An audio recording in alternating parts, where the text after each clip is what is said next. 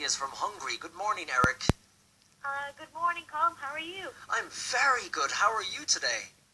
Great. I'm awesome. It's a fine day here in Cork. In Cork. Whereabouts in Cork are you? Whereabouts am I? I'm now at the Radisson, just taking a quick rest in my room. You're in the Radisson Hotel. That's very fancy, Yep. Eric. Yep. It's a nice hotel. And you're living in Ireland at the moment. How many years have you been here? How many years? I've been here 5 years. 5 years. Why did you move over? Sorry? Why did you move over 5 years ago? Well, it was my mum because she was waiting for me to learn proper English and things.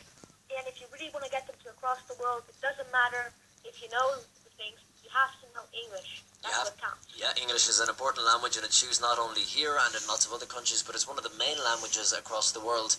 And then, Eric, what do you remember of life in Hungary? Oh, well, let's see. It was always hot, very hot, and then in the winter it was very cold also. So we never had a very stable weather like here in Ireland. And we're coming up to Christmas now, Eric. Do you remember Christmases in Hungary? Oh, yes. We had some very delicious stuff there. Yeah, what kind of stuff was delicious? Well, we had our big cakes, and then we had salads, and then we had tilted taco stuff. Okay, and... which is stuffed cabbage. Stuffed cabbage? Ew! Is that not disgusting? No, it's actually very delicious. Oh, really? And does Santa come to Hungary as well, Eric?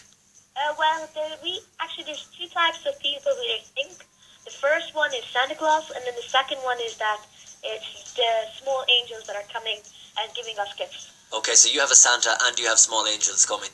Yeah. So you get double the amount of presents that we do here in Ireland. Well, actually, everybody gets the same. It just depends who you believe in. Okay, I see. Very good.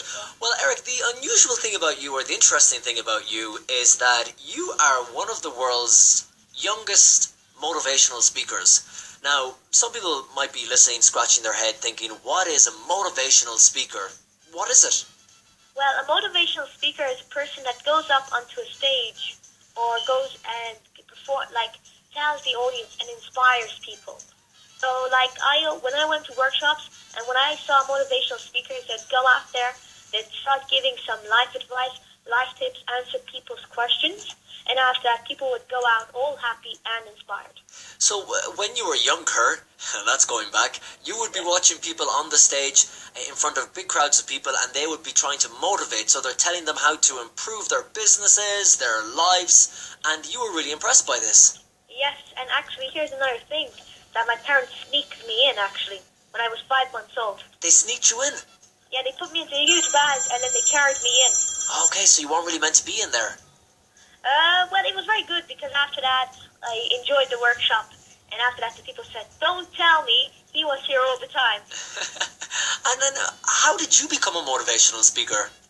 Well, at the age of 5, I jumped onto our parents' living room's table, and I held my very first workshop. It was 2 hours long, and they all had to listen. And who was everybody? Your family? My family, my mum, my dad, my goldfish, my 2 guinea pigs. Were there any complaints afterwards? Did the goldfish say, I didn't like that motivational talk?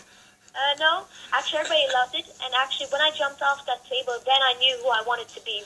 Okay. I want to be an inspirational public speaker. Wow, well, why do you want to be an inspirational public speaker, Eric? Because it's just awesome to go out there, help the unhappy and willing people who want to learn something new, and after that to see them happy, awesome, and going for their dreams. So what kind of places do you go to do your motivational talks? Where do you go? Well, I go wherever I'm needed. Companies, events, schools, and I'm now making my own tour around Ireland. You're like a rock band on tour. No, I'm making a tour, and I'm speaking. And also on Monday evening here in Cork, who's ever listening, on Monday evening here in Cork, I'll be holding a little motivational talk. You'll be doing another motivational talk, and where is that on? It is going to be in the Ambassador Hotel. The Ambassador Hotel. At 7 p.m. And the Web Summit was on recently, which is a big conference for people who are interested in the internet and apps and software. So lots of nerds packed into a room, and I would love to have been there, but I didn't get a chance to go. But you were there, motivational speaking. Yeah, I was there on the People's stage. Mm-hmm. and many people came, which I really liked, and it was just awesome to be there. There was a lot of enthusiasm, and it was just awesome. And you are now going to Google. This weekend you were spending time in Google. No, this weekend I am going to spend time in Google. It's going to be like a startup camp, so they're going to show me a few tricks to get higher into success. Wow. So are you motivational speaking at this? Are you motivational speaking at this, or are you just going to listen to see what they have to say? Well, I do have to give a pitch, and then I'm going to listen to what they have to say, and I'm meeting awesome people and networking. Wow, cool. Eric, you're now 11. When you are 20,